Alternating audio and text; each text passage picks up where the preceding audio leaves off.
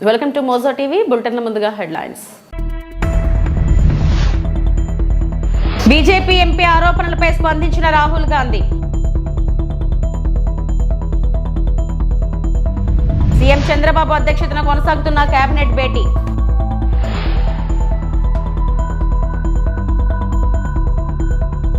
ఏపీలో red book రాజ్యాంగం నడుస్తుందన్న వైఎస్ఆర్సీపీ అధినేత జగన్మోహన్ రెడ్డి. ముఖ్యమంత్రి చంద్రబాబు నాయుడు సతీమణి నారా భువనేశ్వరి కుప్పంలో మొదటి రోజు పర్యటన. రాజ్యసభలో బాబాసాహెబ్ అంబేద్కర్ పై చేసిన వ్యాఖ్యలపై కేంద్ర హోంమంత్రి అమిత్ షా క్షమాపణలు చెప్పాలని, రాజీనామా చేయాలని డిమాండ్ చేస్తూ భారత కూటమికి చెందిన ఎంపీలు పార్లమెంట్ వద్ద మాఖర్ ద్వార్ గోడలు ఎక్కి ప్లకార్డులతో నిరసన తెలిపారు. नहीं देखिए, मैं पता नहीं आपके शांत हो जाए, आपके कैमरा में होगा। ये पार्लियामेंट की एंट्रेंस है, इसमें मैं अंदर जाने की कोशिश कर रहा था तो बीजेपी के एमपी जो थे वो मुझे ऐसे रोकने की कोशिश कर रहे थे, धकेल रहे थे और मुझे धमका रहे थे, तो वो हुआ है बस।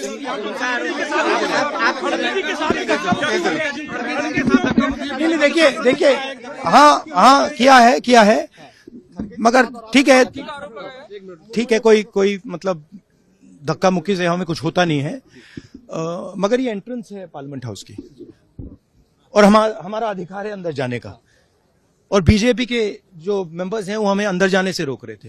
सेंट्रल इशू है जो आप लोग मांग कर रहे हैं अमित शाह के रेजिग्नेशन। नहीं, सेंट्रल इशू है कि ये कॉन्स्टिट्यूशन पर आक्रमण कर रहे हैं और जो अंबेडकर जी की मेमोरी है उसका अपमान कर रहे हैं। ఆశ్చర్యంగా తిరుపతిలో నూతన సంవత్సర వేడుకలు కూడా బహిరంగంగా జరపడం ఆపేశారు. తిరుపతిలో మేము మా ప్రభుత్వం ఉన్నప్పుడు వద్దు, ఇలాంటి కల్చర్ మనం అనుమతించకూడదు, అర్ధరాత్రులు ఈ రకంగా పిల్లలందరూ కూడా కలిసి వేడుకల పేరుతో అసభ్యకరమైనటువంటి చేష్టలు చేయకూడదు అని. అలాంటిది చంద్రబాబు అధ్యక్షతన రాష్ట్ర మంత్రివర్గ సమావేశం కొనసాగుతుంది. సిఆర్డీఏ 42, 43 సమావేశ నిర్ణయాలపై ఇందులో చర్చిస్తున్నారు. రాజధాని అమరావతిలో 24,276 కోట్ల విలువైన పనులపై నిర్ణయం తీసుకోనున్నారు. పాలనాపరమైన అనుమతులకు కేబినెట్ గ్రీన్ సిగ్నల్ ఇవ్వనుంది. మున్సిపాలిటీల చట్టం 1965లో సవరణలపై ప్రతిపాదన తీసుకువచ్చారు. మంగళగిరి ఎయిమ్స్ కు అదనంగా మరో 10 ఎకరాల భూమి కేటాయింపుపై ఈ సమావేశంలో నిర్ణయం తీసుకోనున్నారు. పట్టణాభివృద్ధి శాఖ పరిధిలో పలు చట్ట సవరణలకు కేబినెట్ ఆమోదం తెలుపనుంది. జలజీవన్ మిషన్ లో కొత్త టెండర్లను పిలిచే అంశంపై సమీక్షించనున్నారు. మున్సిపాలిటీలు, మున్సిపల్ కార్పొరేషన్ల చట్ట సవరణ డ్రాఫ్ట్ బిల్లుపై నిర్ణయం తీసుకోనున్నారు. పోలవరం వివిధ ప్యాకేజీ పనులకు మంత్రివర్గం ఆమోదం తెలుపనుంది. వరద ముంపు బాధితులకు స్టాంప్ డ్యూటీ మినహాయింపుతో పాటు రీషెడ్యూల్ నిర్ణయం తీసుకోనున్నారు. రాష్ట్రంలోని 10 జిల్లాల వరద ముంపు బాధితులకు రుణాల రీషెడ్యూల్ పై ఈ సమావేశంలో నిర్ణయించనున్నారు.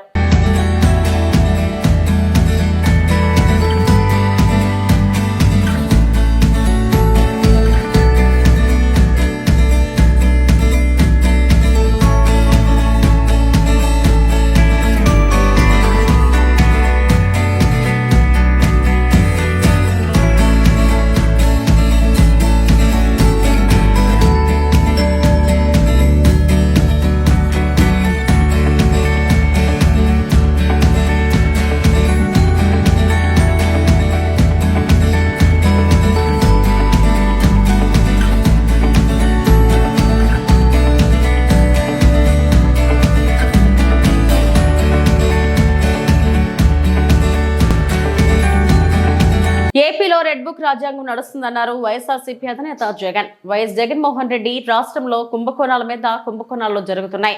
చంద్రబాబు పూర్తిగా చంద్రముఖిగా మారిపోయారు. ఇసుక మాఫియా, లిక్కర్ మాఫియా, ఇలా మాఫియాలు చేస్తున్నారని వైఎస్ జగన్ అన్నారు. ఇలాంటి సమయంలోనే మనం గొంతు విప్పాలని పార్టీ నేతలకు దిశానిర్దేశం చేశారు. నాయకులుగా ఎదగడానికి ఇదొక అవకాశం అని వైఎస్ జగన్ చెప్పుకొచ్చారు. ఉమ్మడి అనంతపురం జిల్లా నేతలతో వైఎస్ జగన్ భేటీ అయ్యారు. ఈ సందర్భంగా వైఎస్ జగన్ మాట్లాడుతూ 6 నెలల తిరక్క ముందే చంద్రబాబు ప్రభుత్వం మీద తీవ్ర వ్యతిరేకత వచ్చింది. ఇంతటి వ్యతిరేకత గతంలో ఏ ప్రభుత్వం మీద లేదు. ప్రతి కుటుంబానికి మనం మంచి చేశాం, కానీ చంద్రబాబు అంతకంటే ఎక్కువ చేస్తానంటూ ప్రతి ఇంట్లో ప్రతి ఒక్కరికి ఒక హామీ ఇచ్చాడు. మనం కూడా అలాంటి హామీలు ఇద్దామని చాలా మంది నాతో అన్నారు. గడిచిన 5 ఏళ్లలో చరిత్రలో ఎప్పుడు చూడని మార్పులు మనం తీసుకొచ్చాం. ఎన్నికల మేనిఫెస్టోను పూర్తిగా అమలు చేశాం. మేనిఫెస్టోకు పవిత్రత తీసుకొచ్చాం. ప్రతి హామీని తూచా తప్పకుండా అమలు చేశామని జగన్ అన్నారు. అవగాహన ఉంటుందని నేను అనుకుంటా ఉన్నా. చంద్రబాబు నాయుడు గారిని నమ్మడము అని అంటే చంద్రముఖిని నిద్ర లేపడమే అని చెప్పి నేను అన్న మాటలు. చంద్రబాబు నాయుడు గారిని నమ్మడము అని అంటే పులి నోట్లో తలకాయ పెట్టడమే అని చెప్పి నేను అన్నా ఎన్నికలప్పుడు.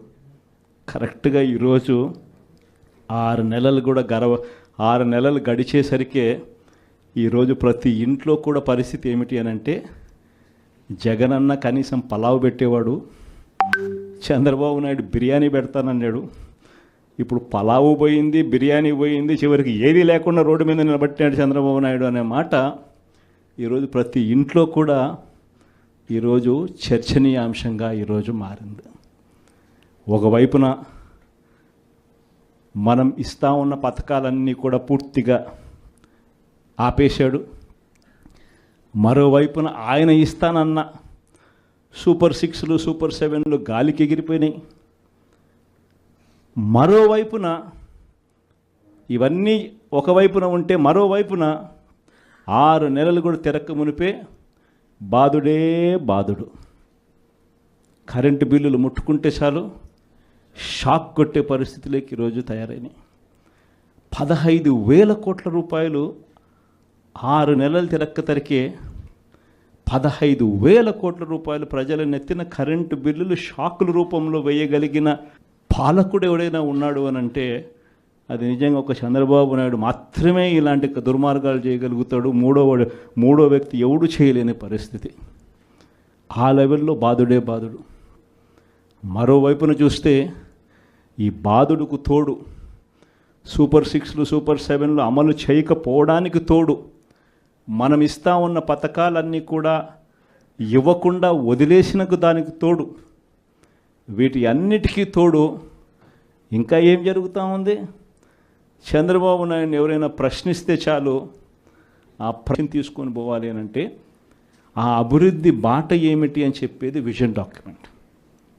నిజంగా ఒక మనిషిని 20 ఏళ్ళ తర్వాత ప్రపంచం ఎలా ఉంటుంది, ఆ 20 ఏళ్ళల్లో తర్వాత ఈరోజు చిన్నపిల్లాడిగా ఉన్న పిల్లాడు 20 ఏళ్ళ తర్వాత ఆ పిల్లాడు ఎలా ఉంటాడు, ఆ పిల్లోని భవిష్యత్తు ఏమిటి, ఆ పిల్లోని కోసం మనం ఈరోజు వేసే అడుగులు కరెక్ట్గా వేస్తూ ఉన్నామా లేదా అన్నది విజన్.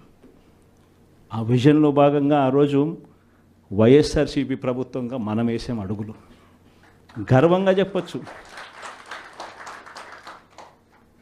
రాష్ట్రంలో ఎవరు ఊహించని విధంగా, దేశంలో ఎప్పుడు జరగని విధంగా మొట్టమొదటిసారిగా గవర్నమెంట్ బడులన్నీ ఇంగ్లీష్ మీడియం కింద మార్చిన చరిత్ర ఎప్పుడైనా ఉంది అని అంటే అది వైఎస్ఆర్సీపీ ప్రభుత్వం. మొట్టమొదటిసారిగా గవర్నమెంట్ బడులలో ఇంతకుముందు ఎప్పుడు ఊహకు కూడా అద్దేటివి కాదు. ఎవరి దగ్గరికైనా వచ్చి నల్గొండ జిల్లా రైతులు బాధపడడానికి కారణం కాంగ్రెస్ పార్టీయేనని మాజీ మంత్రి హరీష్ రావు అన్నారు.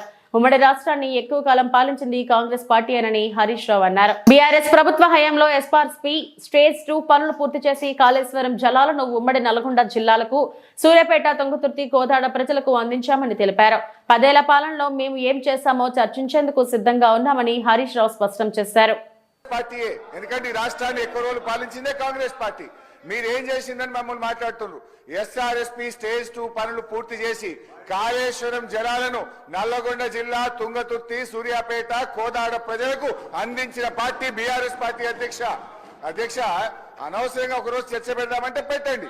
కాంగ్రెస్ పాలన ఏం చేసిందో మేమేం చేసాము జరుగుతున్నది. క్వశ్చన్ ఎవరు? క్వశ్చన్ కు సూటిగా ప్రశ్నకు ఆన్సర్ జరిగితే 10 ప్రశ్నలు వచ్చేటువంటి అవకాశం ఉంటుంది. ప్రతిరోజు 3 ప్రశ్నలకు 4 ప్రశ్నలకే సభ పోతుంది కనుక దయచేసి మీరు ఒక్కొక్క ప్రశ్నను సూటిగా ప్రశ్న సమాధానం చెప్పేట్టు చూడండి. మంత్రులు లేసి రాజకీయ ప్రసంగాలు చేస్తే మేము ఇంటరప్ట్ చేయాల్సి వస్తుంది. దానికి అవకాశం ఇవ్వద్దని మిమ్మల్ని కోరుతున్నాం. దేవాదాయ శాఖ మహిళా ఉద్యోగిని ప్రలోభ పెట్టారని ఆమె భర్త మదన్ మోహన్ చేసిన ఆరోపణలపై వైసీపీ నేత విజయసాయిరెడ్డి సమాధానం చెప్పాలని టీడీపీ పోలిట్ బ్యూరో సభ్యుడు వర్ల రామయ్య డిమాండ్ చేశారు. మదన్ మోహన్ ఆరోపణలు తప్పని తేలే వరకు విజయసాయిరెడ్డి పార్లమెంట్ సభ్యత్వానికి రాజీనామా చేయాలని డిమాండ్ చేశారు. విజయసాయిరెడ్డిని ఎందుకు పార్టీ నుంచి సస్పెండ్ చేయడం లేదని వైసీపీ అధినాయకత్వాన్ని వర్ల రామయ్య ప్రశ్నించారు. విజయసాయిని సస్పెండ్ చేస్తే తన రహస్యం బయటపడుతుందని భయమా అని జగన్ ను నిలదీశారు. విజయసాయిరెడ్డిపై పోలీసులు ఎస్సీ ఎస్టీ కేసు పెట్టి చర్యలు తీసుకోవాలని కోరారు. ఆరోపణ వచ్చినప్పుడు ఆ ఆరోపణ నిరాధారం అని చెప్పాలి, ఎంక్వైరీ చేయించాలి. ఆ ఎంక్వైరీలో మీరు నిర్దోషులను తేలేంత వరకు కూడా అవసరమైతే మీ పార్లమెంటు పదవి కూడా పక్కన పెట్టాలి పార్లమెంటు సభ్యుడిగా. కలంజిరి మదన్ మోహన్ ఇతను ఒక స్టేట్ సెంట్రల్ గవర్నమెంట్ ఆఫీసర్. ఇతను ఫిర్యాదు చేస్తూ ఉన్నాడు, ఆరోపణలు చేస్తున్నాడు మీ మీద. అతను కుటుంబాన్ని మీరు చిన్నాభిన్నం చేశాడని చెబుతున్నారు. ఆయన ఏమంటున్నారు? మిమ్మల్ని వేలు పెట్టి చూపిస్తున్నాడు. మీరు పార్లమెంట్ మెంబర్గా కొనసాగే నైతిక హక్కు ఉందా మిస్టర్ విజయసాయి రెడ్డి? అసలు మీరే పార్లమెంట్లో మీరు ఎందుకు ఒక విచారణ కోరరు? మీరు నా మీద ఇటువంటి ఆరోపణలు వచ్చాయి, నా DNA టెస్ట్ అడుగుతున్నారు. చాలా సీరియస్ ఎలిగేషన్ ఇది. అది జరిగేంత వరకు కూడా నేను పార్లమెంటుకు రాజీనామా చేస్తా, పార్లమెంటు బయటే ఉంటాను. నేను నిర్దోషం తేలిన తర్వాతే పార్లమెంటుకు వస్తానని మీరు ఎందుకన్నారు? అసలు మీరు ఎందుకు రాజీనామా చేయరు? కుప్పం పర్యటనలో భాగంగా కుప్పం డిగ్రీ కళాశాలలో ఏర్పాటు చేసిన విద్యార్థులతో ముఖాముఖి కార్యక్రమంలో పాల్గొన్నారు నారా భువనేశ్వరి. నారా భువనేశ్వరి మాట్లాడుతూ మహిళల స్వశక్తిపై నిలబడాలి, మహిళా సాధికారత సాధించినప్పుడే కుటుంబం బాగుపడుతుంది, చంద్రబాబు కంటే ఎక్కువ కష్టపడాలని లోకేష్ కి చెబుతూనే ఉంటానని తెలిపారు. కష్టం అంటే ఏది సాధించలేం, కష్టాన్ని కూడా ఇష్టంగా మలుచుకోవాలి, మహిళ తలుచుకుంటే ఏదైనా సాధించవచ్చు అని నారా భువనేశ్వరి అన్నారు. విద్యార్థులకు విద్యతో పాటు మంచి అలవాట్లు, క్రమశిక్షణ ఎంతో అవసరం నారా భువనేశ్వరి తెలిపారు.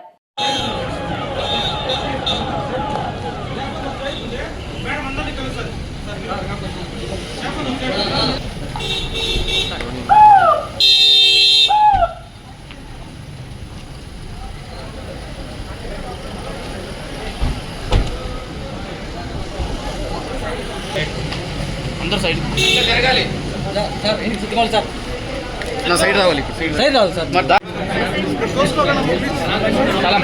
సైడ్ రాండి సార్, సైడ్ రాండి సార్. విజువల్ వచ్చేలే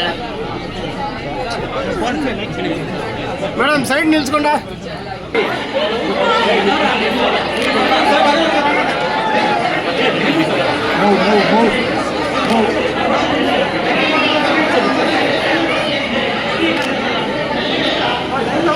దానికి చేసిన త్యాగ ఫలితం ఈ రోజు చెప్పనేసి వ్యక్తిగత కుటుంబ జీవితాన్ని కూడా వదిలి చంద్రబాబు నాయుడు గారు ప్రజల కోసం. తప్పకుండా మేడం, అప్పటి మీరు ఒక సినీ కుటుంబం నికా వచ్చినప్పటికీ మీరు అప్పటి ఇంకా రాజకీయంలో ఉన్నారు. అప్పుడున్న రాజకీయము ఇప్పుడు ఉన్న రాజకీయము మళ్ళీ రాబోయే రాజకీయాలు ఎలా ఉంటాయో మీరు ఒకసారి మాకు చెప్పాలనుకుంటున్నాను మేడం. స్కూల్లో చదువుకున్నప్పుడు ఎట్లా ఉంది, ఇప్పుడు మీరు కాలేజ్కి వచ్చారు, ఇప్పుడు ఎట్లా ఉంది మీ అందరి కళలతో మీరు చూస్తున్నారు. The society has gone very bad. I should say this. ఇప్పుడే మీ అందరికీ గంజాయి గురించి చెప్పాను. And about it's very different అమ్మా. ఆ కాలం affections, hard work, quality of work, నేను ఇది చేయాలి, యు మీన్ నేను స్వతహాగా నేను చేసి డెడికేషన్తో టు హిస్ వర్క్ అనేది కొంచెం తగ్గింది అనిపిస్తుంది నాకు. And I don't like to talk about politics, but as Chandrababu Naidu Garu's wife and Lokesh's mother, I have lot of belief that రాజకీయాల్లో వాళ్ళు నీతిగా ప్రజలకి న్యాయం చేస్తారని నేను అనుకుంటున్నాను. 2 లక్షల విలువ చేసే PDS బియ్యం పట్టివేత, ఒక మినీ లారీ, 2 వ్యక్తులు అరెస్ట్. అన్నమయ్య జిల్లా రాజంపేట మండలం Mannur police station inspector SM Ali వారి సిబ్బందితో కలిసి రాజంపేట బైపాస్ రోడ్డు నందు వాహనాలు ఆపి తనిఖీలు నిర్వహిస్తుండగా AP 28 TB 4891 నెంబర్ గల టాటా మినీ లారీ వాహనంలో 2 వ్యక్తులు 2 లక్షలు విలువ చేసే ప్రభుత్వం వేసిన బియ్యంను అక్రమ రవాణా చేస్తుండగా వీరిని పట్టుకొని విచారించగా ముద్దాయి అంకయ్య, వయసు 33 సంవత్సరాలు, సన్ ఆఫ్ కృష్ణయ్య, తిరుపతి జిల్లా వెంకటగిరి పట్టణం, ఎరుకల రామయ్య, గుంతకల్ టౌన్ పంచనామా చేసి కేసు నమోదు చేయడం జరిగిందని మీడియాకు తెలియజేశాను. ఇటువంటి అక్రమ రవాణా ఎవరు చేయకూడదు, చట్టరీత్యా నేరమని, వారిపైన కఠినమైన చర్యలు తీసుకుంటామని తెలిపారు.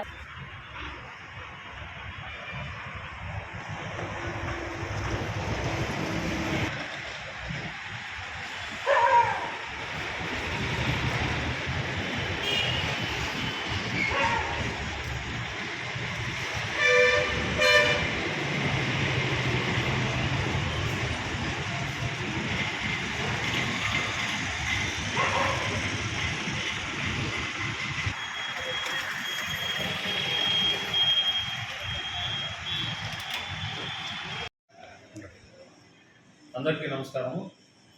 ఈ దినము మాకు ఉదయం రాబడిన సమాచారం మేరకు ప్రభుత్వ రేషన్ బియ్యం అక్రమంగా వెళ్తుందని చెప్పగా నేను మా సిబ్బంది కలిసి కడప తిరుపతి మన్నూరు వద్ద బైపాస్ రోడ్డు వద్ద వాహనాలు తనిఖీ చేస్తూ ఉంటే టాటా మినీ లారీ వచ్చింది. దాంట్లో 2 వ్యక్తులు ఉన్నారు. ఆ లారీని తనిఖీ చేయగా అక్కడ దాంట్లో ప్రభుత్వ రేషన్ బియ్యం ఉందని చెప్పేసి చెప్పారు. ఆ ప్రభుత్వ రేషన్ బియ్యము చూసి దాన్ని ఫర్దర్గా చెక్ చేసేగా దాంట్లో ప్రభుత్వ రేషన్ బియ్యం ఉంది, దాదాపు 10 టన్నుల దాకా ఉందని చెప్పేసి మనకు తెలిసింది. దాన్ని వెంటనే మేము రెవెన్యూ అధికారులకు సమాచారం ఇచ్చి రెవెన్యూ అధికారుల ద్వారా పంచనామా చేసి తదుపరి చర్య నిమిత్తం మేము ఆ మినీ లారీని తర్వాత ఆ పీడిఎస్ ప్రభుత్వ రేషన్ బియ్యంను రెవెన్యూ అధికారులకు అప్పగించడం జరుగుతుంది. దీన్ని దాదాపు మార్కెట్ విలువ 2 లక్షల రూపాయల దాకా ఉంటుంది. అలాగే 2 వ్యక్తులు కూడా అరెస్ట్ చేయడం జరిగింది. దీంట్లో కనుక ఇంకా ఎవరు వ్యక్తి ఉన్నారో వాళ్ళ యజమానులు కూడా అరెస్ట్ చేయడం జరుగుతుంది. వ్యక్తుల పేర్లు సార్? ఒకటి వచ్చేసి కంప అంకయ్య అని చెప్పేసి, మూలే సాయంత్రం అని చెప్పేసి 2 వ్యక్తులు ఉన్నారు. వాళ్ళిద్దరిని అరెస్ట్ చేయడం జరిగింది. బండిని ఏమైనా సీల్ చేస్తున్నారు? తరలిస్తున్నట్టు వాహనాన్ని ఏమైనా సీజ్ చేస్తున్నారు? సీజ్ చేసాము, వాహనం సీజ్ చేసాము, అలాగే బియ్యం కూడా సీజ్ చేసాము. వాటిని తదుపరి చర్యలతో వాటి రెవెన్యూ అధికారులకు అప్పగించారు. తిరుమల శ్రీవారిని పలువురు రాజకీయ ప్రముఖులు దర్శించుకున్నారు. లక్షద్వీప్ గవర్నర్ ప్రఫుల్ ఖోడా పటేల్, తెలంగాణ మాజీ మంత్రులు శ్రీనివాస్ యాదవ్, శ్రీనివాస్ గౌడ్, ఎమ్మెల్యే పుట్టా సుధాకర్ యాదవ్ గురువారం వీఐపీ ప్రారంభ విరామ దర్శన సమయంలో వేరువేరుగా స్వామివారి సేవలో పాల్గొన్నారు. టీటీడీ ఆలయ అధికారులు వారికి స్వాగతం పలికి దర్శన ఏర్పాట్లు చేశారు. తిరుమలలో తెలంగాణకు చెందిన భక్తులు, ప్రజాప్రతినిధులు, వ్యాపారవేత్తలపై టీటీడీ చిన్నచూపు చూస్తుందని మాజీ మంత్రి శ్రీనివాస్ గౌడ్ ఆరోపించారు. తిరుమలలో తెలంగాణ నాయకులు ప్రజలను సమానంగా చూసేలా సీఎం చంద్రబాబు చొరవ తీసుకోవాలని కోరారు. ఆంధ్ర ప్రాంతంతో ఉన్న ఒకే ఏకైక సంబంధం తిరుపతి. 2 రాష్ట్రాలు కలిసి ఆంధ్రప్రదేశ్గా ఉన్నప్పుడు ఇది ఎక్కడ ఎలాంటి ఇబ్బందులు లేకుండా ఒకే విధంగా ఉండేది. 2 రాష్ట్రాలు విడిపోయిన తర్వాత డిఫరెన్సెస్ లేకుండా ప్రజలను కలిపిన దానిలో మా ప్రభుత్వంతో పాటు తిరుపతి దేవస్థానం టీటీడీ పాలక మండలి కూడా. ఎందుకంటే ఏర్పడిన తర్వాత ఎలాంటి డిఫరెన్స్ లేకుండా దర్శనాలు అన్నీ జరిగినాయి. కానీ ఈరోజు ఇక్కడ పరిస్థితి చూస్తుంటే తెలంగాణ సామాన్య ప్రజలకు కానీ, తెలంగాణ రాజకీయ నాయకులకు కానీ, తెలంగాణ సంబంధించినటువంటి వ్యాపారవేత్తలకు కానీ ఇక్కడ కొంత డిఫరెన్సెస్ అనేది కనిపిస్తూ ఉంది. ఇది మంచి పరిణామం కాదు. ఎందుకంటే టీటీడీ పాలక మండలి అంటే మాకు గొప్ప గౌరవం. దేవుడు, తిరుపతి దేవుడు అంటే మాకు ప్రపంచానికి దేవుడు. ఈ ప్రాంతంలో ఉన్నంత మాత్రం ఈ ప్రాంతం మాది అని దేవుని విషయంలో అనుకుంటూ వెళ్ళలేదు. అలా చేస్తే దేవుని కూడా కోపం వస్తుంది. తెలంగాణ ప్రజలకు, ఆంధ్ర ప్రజలకు, తెలంగాణ నాయకులకు, ప్రజాప్రతినిధులకు, ఆంధ్ర నాయకులకు, వ్యాపారవేత్తలకు ఈక్వల్గా ఉండాలి. ప్రజలకు, రాజకీయ నాయకులకు కానీ, వీఐపీలకు కానీ, మామూలులకు కానీ, వ్యాపారవేత్తలకు కానీ, భక్తులకు మాత్రం భేదం కనిపిస్తూ ఉంది. అనుభవజ్ఞుడైనటువంటి ముఖ్యమంత్రి గారు మరి దీన్ని సరిచేయాల్సిన బాధ్యత ఉంది. మేము ఏనాడైనా ఈ 10 సంవత్సరాల కాలంలో ఏనాడైనా మేము ఆంధ్ర వాళ్ళ ప్రజలను కానీ, ఆంధ్ర వ్యాపారస్తులను కానీ, మేము హైదరాబాద్లో కానీ, తెలంగాణలో కానీ ఏనాడైనా భేదాభిప్రాయం చూసినామా? ఆంధ్రప్రదేశ్ ఉన్నప్పుడు కూడా తెలంగాణలో ఎక్కడ నీళ్లు ఉంటే, ఎక్కడ కాలువలు ఉంటే, ఎక్కడ కాలువలు ఉంటే అక్కడ ఆంధ్ర వాళ్ళు వచ్చి వ్యవసాయం చేసేది. ఎప్పుడు కూడా వాళ్ళను భేదాభిప్రాయం చేయలేదు. సరే వాళ్ళు పని చేసుకుంటున్నారులే అనుకొని మేము అనుకున్నాం. కానీ ఇంత డిఫరెన్సెస్ ఉంటామని ఇప్పుడు చూస్తున్నాం 10 ఏళ్ళ తర్వాత. ఇది మంచిది కాదు. ఈరోజు మేము హైదరాబాద్లో కానీ, తెలంగాణలో టీటీడీ వాళ్ళకు కళ్యాణ మంటపాలు కానీ, గుళ్ళకు కానీ ఎన్నో ప్లేస్ ఇచ్చి అంటే మాకు గొప్ప సంకల్పంగా భావిస్తాం. టీటీడీ వాళ్ళ కళ్యాణ మంటపం కడుతున్నారంటే గొప్ప అదృష్టంగా భావిస్తాం. టీటీడీ కూడా వచ్చిందంటే ఉంది. కానీ ఇక్కడ అసలు రూమ్స్ అడిగితే పట్టించుకునే వాళ్ళు లేరు. దర్శనం కాడ చాలా ఇబ్బంది పడతాం. సరి చేసుకోవాలి. ఎందుకంటే మనము అన్ని రాష్ట్రాలు వేరు, మన 2 రాష్ట్రాలు వేరు. మనకు రక్త సంబంధం ఉన్న రాష్ట్రం ఇది కోరుకోరు. కనుక కలిసిమెలిసి అందరూ ఉండడానికి బాధ్యత. ఇది చాలామంది చెప్పారు, బాధల నుంచి కూడా వెళ్ళిపోతారు అన్నమాట. ఇది చెప్పకుండా ఎవరు చెప్పుకుంటూ పోతే సరి చేసుకోకపోతే అక్కడ హైదరాబాద్లో కూడా ఇబ్బంది వస్తుంది. మాకు ఇప్పుడు అనిపిస్తుంది, నాకు అనిపిస్తుంది. నేను ఆ రోజు రాష్ట్ర విభజనలో ఒక ప్రముఖంగా కేసీఆర్ గారు వెంబడి కావచ్చు, అన్ని పార్టీలు వెంబడి అందరూ కూడా ఎవరెవరైతే పార్టిసిపేట్ వాళ్ళ వెంబడి ఉన్న వ్యక్తిగా, మేము ఒక ఉద్యమాన్ని నడిపిన వ్యక్తిగా ఈరోజు మాకు అనిపిస్తుంది, అరే మనం ఒక్కనాడు డిఫరెన్స్ చూపపోతుంది. ఇలా ఏం మనం తెచ్చిన గవర్నమెంట్లో హైయెస్ట్ వాళ్ళు కాంట్రాక్ట్ వాళ్ళే, పదవులు అనుభవించిన వాళ్ళు ఎక్కువ శాతం ఇది ఆర్థికమైనటువంటివి కాంట్రాక్ట్లు కావచ్చు, రకాల అన్ని వాళ్ళే, మొత్తం హైదరాబాద్ బిల్డర్స్ వాళ్ళే, మొత్తం అన్ని సంపాదించుకునే వాళ్ళే. మనం ఒక్కనాడు డిఫరెన్స్ చూపించలేదు. ఇక్కడ ఇంత డిఫరెన్స్ ఉందో అనిపిస్తుంది. అట్లా గతంలో మాదిరిగానే చంద్రబాబు నాయుడు గారు రాష్ట్ర విడిపోయి ఎమ్మడి ఎట్లయితే చేసిండో సేమ్ అదే మాదిరిగా వారు కొనసాగింపు చేస్తే ఏమైతే అంటే అందరం కలిసిమెలిసి ఉంటుంది అంతే. ఇక్కడ అంటే వారు కొత్తగా ఏర్పడిన రాష్ట్రం, కొత్తగా మళ్ళీ 5 years తర్వాత వచ్చింది కనుక వారి దృష్టికి వచ్చిందో లేదో నాకు అనిపించింది. నేను చెప్తున్నా, టీటీడీ అంటే మాకు అపరమైన గౌరవము, చాలా నమ్మకం. దీన్ని పోగొట్టొద్దు, దీని యొక్క ప్రతిష్టను పోగొట్టకుండా జాగ్రత్తగా కాపాడుకోవాల్సిన అవసరం ఉంది. ఇవి ఇప్పటివరకు నా బులెటిన్ అప్డేట్స్. నమస్తే.